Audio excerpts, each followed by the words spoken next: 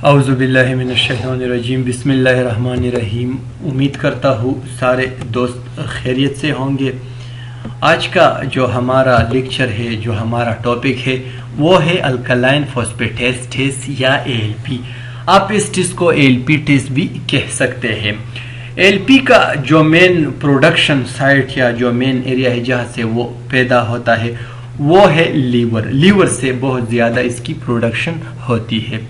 Alkaline phosphatase हमारे पास एक enzyme है जो कि बॉडी के मुख्तलिफ हिस्सों, जिस तरह हमारे पास लीवर हो गया, बोन हो गया और इसके साथ साथ इंटेस्टाइन और किडनी में भी इसकी प्रोडक्शन होती है। लेकिन मेन जो साइट है, जो मेन प्रोडक्शन का जो ऑर्गन है वो क्या है? लीवर है।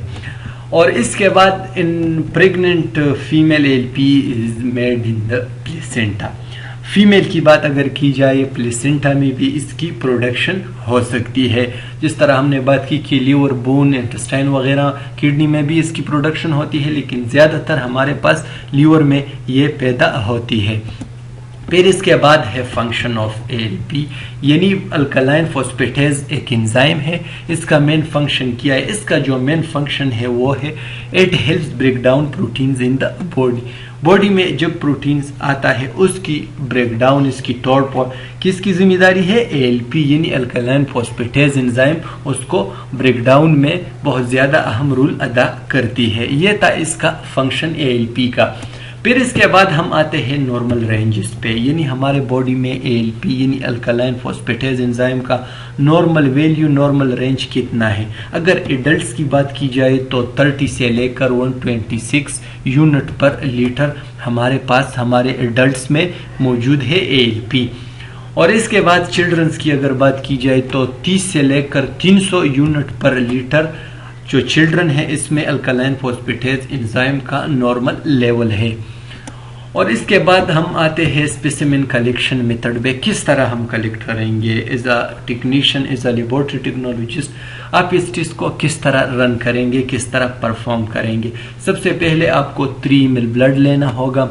सिरिंज के जरिए आपने ब्लड लिया, या तो इस ब्लड को आप रेड टॉप ट्यूब में डालेंगे, ग्रीन टॉप ट्यूब में, और जील ट्यूब में भी आप डाल सकते हैं। अगर आप इस डायग्राम पे आ जाए, ये रेड टॉप ट्यूब है, ये ग्रीन टॉप ट्यूब है और ये जील ट्यूब है, क्योंकि इसमें हमारे पास जील मौजूद होता है। अगर आप इसके बॉटम में देखा जाए तो यहाँ पे जील मौजूद है।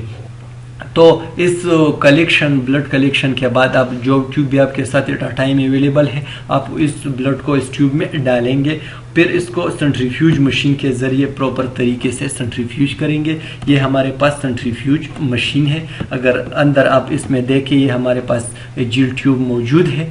इसमें हमने ब्लड डाल दिया, ब्लड को आपने इस ट्यूब को इस सेंट्रीफ्यूज मशीन में रखेंगे, वो सेंट्रीफ्यूज हो जाए।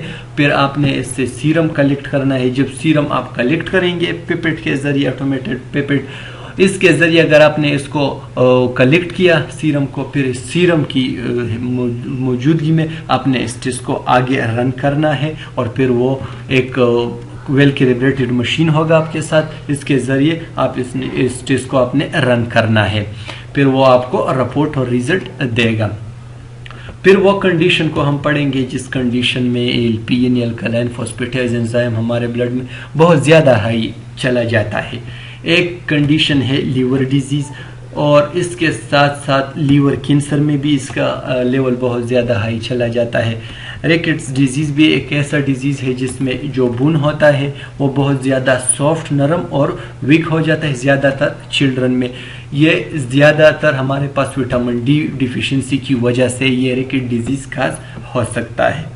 पेजेट डिजीज़ हमारे पास एक ऐसा डिजीज़ है जिसमें भी हमारे पास जो बोन होता है उसका जो शेप होता है वो भी ख़राब हो जाता है, और इसके साथ साथ हमारे पास जो बोन होते हैं वो भी कमज़ोर होता है और ख़राब हो जाते हैं।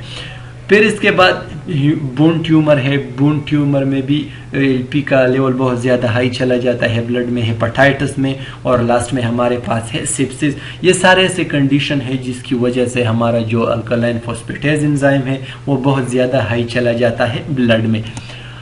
और इसके साथ साथ आपको ये बात जहन में बिठाना ज़रूरी है कि एएलपी हमारे पास प्रेगनेंसी में भी बहुत ज़्यादा हाई चला जाता है। क्योंकि हमने प्रीवियस स्लाइड में ये पढ़ लिया कि प्लेसेंटा से, फीमेल में प्लेसेंटा से एएलपी प्रोड्यूस होता है।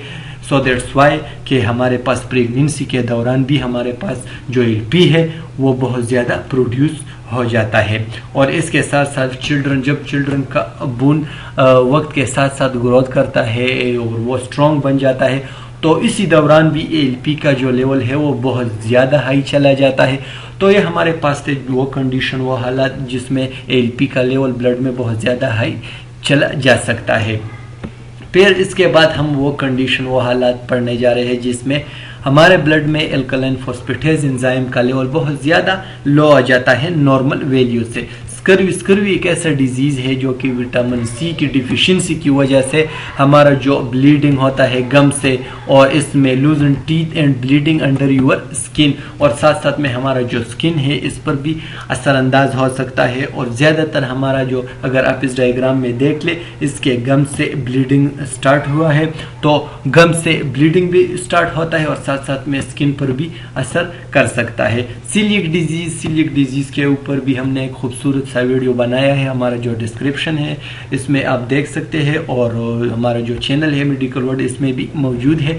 ये एक डाइजेस्टिव इम्यूनो डिसऑर्डर है जिसमें हमारा जो स्मॉल इंटेस्टाइन है, कुछ ऑटो इम्यून डिजीज़ है, यानी जो हमारा बॉडी खुद ब खुद ऐसा एंटीबॉडी, ऐसा एंटीजन वगैरह प्रोड्यूस करता है जिसकी वजह से हमारा जो अपने हेल्थी सेल है उस पर अटैक कर सकता है। कौन से सेल पर? स्मॉल इंटेस्टाइन पर वो अटैक कर सकता है।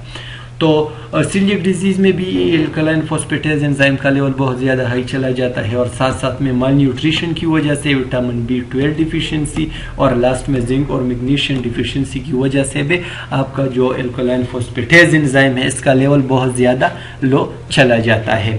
तो ये हमारे पास था ALP test, alkaline phosphatase test. उम्मीद है कि आप लोगों को ये वीडियो पसंद आई होगी। Thank you so much for your attention.